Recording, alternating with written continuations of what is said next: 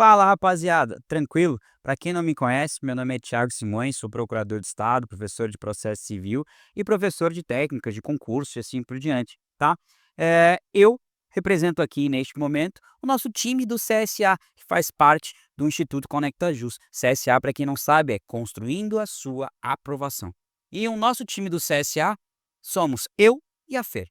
E hoje a gente está inaugurando aqui no canal do Conecta Jus mais um informe, mais um conteúdo para vocês. Se nas terças-feiras nós já temos o podcast IA Sem Juridiquês, a qual recomendo para vocês, agora às quintas-feiras teremos o CSA de olho na jurisprudência. O que nós faremos nesse quadro? Nesse quadro aqui, nós viremos no YouTube e falaremos para vocês algumas seleções de jurisprudência, alguns casos que a gente vai explicar um pouco mais a fundo o que efetivamente aconteceu, tanto no STJ como no STF, beleza? Para quem não sabe, os informativos do STJ e STF são semanais, então no STF sai geralmente às segundas-feiras, o STJ sai geralmente às terças-feiras.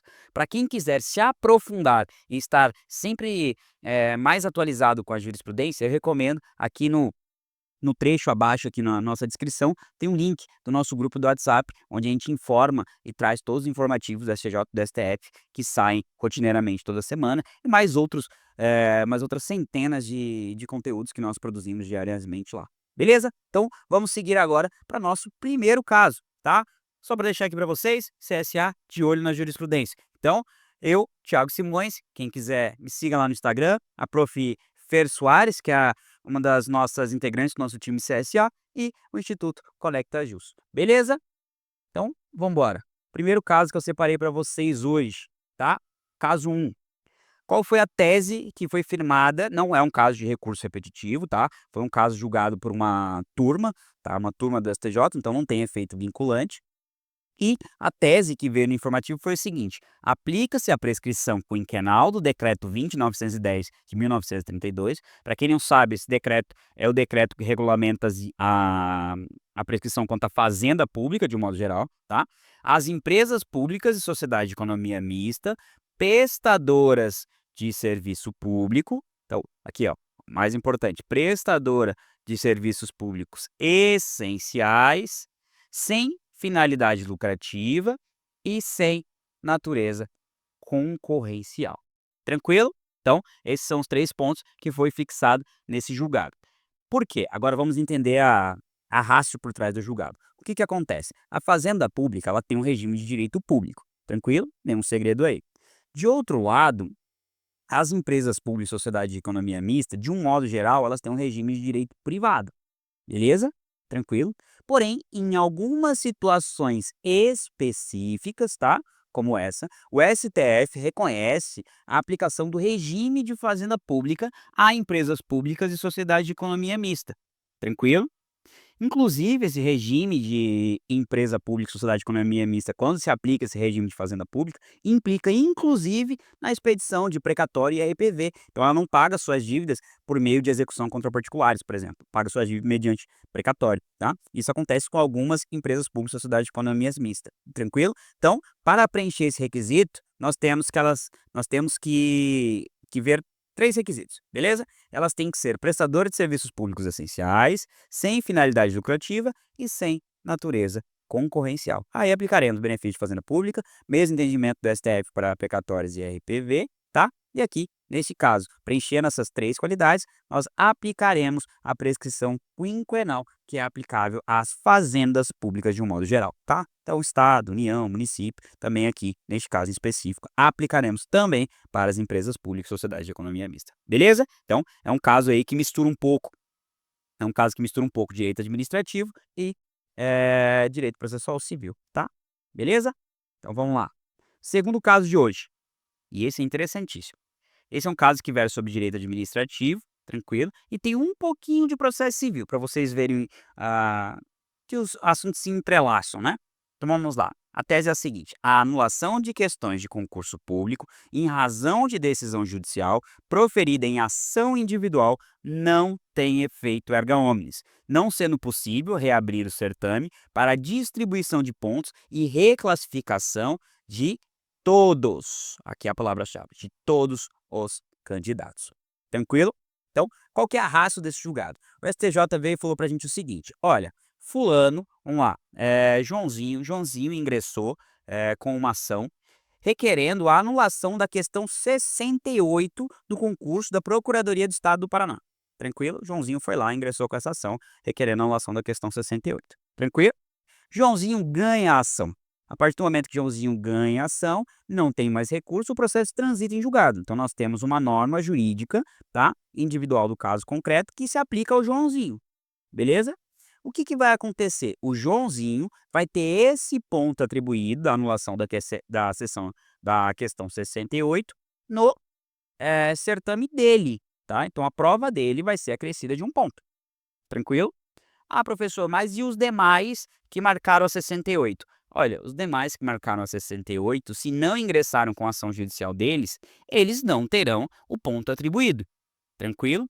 E qual que é a razão de tudo isso? O STJ vem e fala pra gente: olha, vocês têm que entender que a coisa julgada, ela tem o seu limite, ela faz coisa julgada entre as partes do processo. Então, se eu somasse e reclassificasse todos os candidatos para que determinada questão que foi anulada no processo X se aplicasse a todo mundo, eu estaria se utilizando, tá, de um processo individual para fazer as vezes de um processo coletivo. E isso não é possível, tá? Inclusive, existia até uma previsão no CPC lá no início, CPC de 2015, originalmente, que falava que era possível transformar uma ação individual em ação coletiva, tá? Isso foi vetado no código. Então, uma ação individual ela tem que produzir efeitos individuais. Uma ação coletiva pode produzir efeitos coletivos. Então, se você quiser anular essa questão para todo mundo, você tem que manejar uma ação coletiva e não uma ação individual. Tranquilo? Essa é a ratio por trás deste julgado. Beleza? Então, para vocês entenderem, limite subjetivo da coisa julgada individual tem efeito inter partes. Só vale para o candidato beneficiado o ponto da anulação da questão. Tranquilo? E para fechar, ó, o nosso quadro de hoje, iniciando aqui. Então, para fechar o nosso quadro de hoje, a gente tem mais uma decisão, que é o caso 3. E esse é muito legal, é um caso que fala sobre estelionato sentimental. Primeiro, o que que é estelionato sentimental? Sentimental é uma simulação de uma relação afetiva, em que uma das partes, valendo-se da vulnerabilidade emocional da outra, busca obter ganhos financeiros, tá? Beleza. Então, sabendo o que é estelionato sentimental. Vocês lembram daquele golpe do Tinder? Tem até uma série na Netflix de um cara que dava em cima de senhoras na Europa, prometia rios e fundos, aí chegava em determinado momento ele falava: "Pô, mas tô sem dinheiro, você pode pagar esse boleto pra mim e tal". E as pessoas iam e pagavam, ele falava: "Não, depois eu te pago e tal". E ele fazia isso com um monte de pessoas, um monte de mulheres que ele viam que eram alvos fáceis, vulneráveis emocionalmente, tá? Tem até um filme na Netflix. Então, acho que é o golpe do Tinder, alguma coisa do Tinder. Se botar em Tinder na Netflix, vocês vão achar isso aí, certeza. Beleza? Então, assim, isso é estelionato sentimental. E o que que o STJ decidiu? Ele decidiu que o estelionato sentimental configura ato ilícito, tá? Então, configura ato ilícito que gera direito à indenização a título de danos morais e danos materiais pelas despesas extraordinárias decorrentes do relacionamento. Lembra que eu falei pra vocês aqui do golpista do Tinder? Isso, acho que é golpista do Tinder é o nome do filme, tá? O golpista do Tinder ia lá e falava: "Olha, você pode me emprestar tal dinheiro que eu tô precisando pra isso e tal, mas a hora que cair eu te devolvo". Então, esse dinheiro é um dano material, né? E esse dano material pode ser sim ressarcido, beleza? E mais do que isso, quando você abusa de alguém numa situação de vulnerabilidade como essa, o STJ entende que é causa de dano moral, tranquilo? Então, assim, o estelionato sentimental, ele dá origem ao dever de indenizar, tanto pela via do dano moral, como da via do dano material, beleza? Tranquilo? Só que eu quero que vocês entendam, tá? Estelionato emocional não tem nada a ver com sugar mama, sugar daddy, isso aí não tem nada a ver uma coisa com a outra, tá?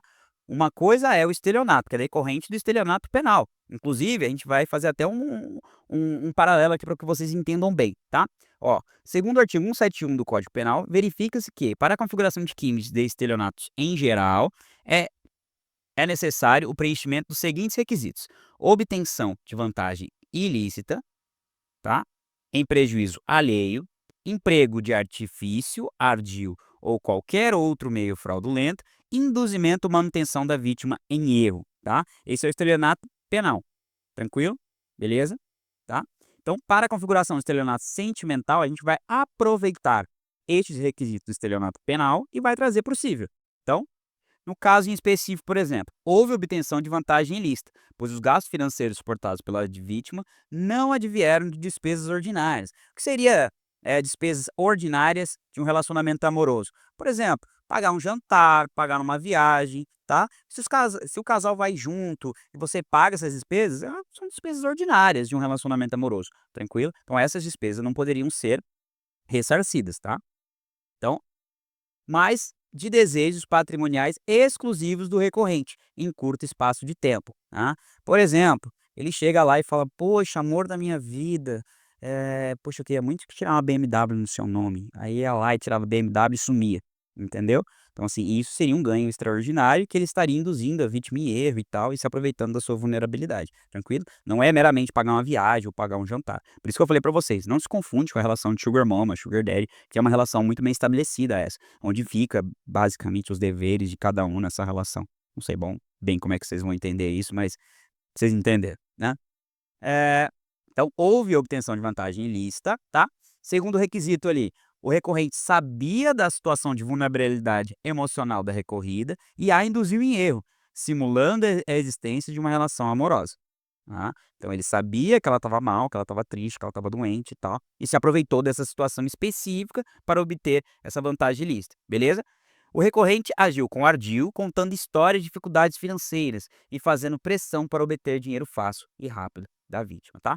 É basicamente, gente, basicamente o que eu falei pra vocês do filme, O Golpista do Tinder. Se vocês virem esse filme do Golpista do Tinder, vocês podem identificar aqui, falar, pô, esse cara se fosse no Brasil, tá? O caso desse filme não foi no Brasil, foi em outro país, foi em outros países, ele existe em diversos países e tal.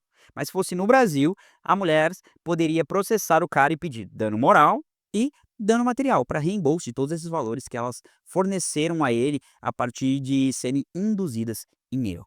Tranquilo? Então, a gente fecha aqui o nosso primeiro de olho na jurisprudência, tá? O nosso CSA de olho na jurisprudência. E fale pra gente, recomende alguns casos que vocês querem saber, que vocês querem saber um pouco mais, que a gente vai vir aqui e explicar, tá? Apesar de eu ser professor de processo civil, eu não tô nessa só pelo processo civil, não. Como vocês viram aqui, a gente falou de um caso de direito civil, um caso de que mesclou um pouco de direito administrativo com direito processual, e um caso que foi basicamente direito administrativo. Tranquilo? Então, com o tempo a gente vai trazendo aqui sempre uns casos interessantes para que vocês saibam a ratio desse julgado, tá? Porque em primeira fase de concurso, beleza, só o dispositivo ali da decisão é suficiente, tá? Mas uma segunda fase de concurso, não. Uma segunda fase de concurso, vocês vão ter que dissertar e entender a ratio de como os tribunais chegaram naquela decisão. Tranquilo? Então, valeu e até a próxima!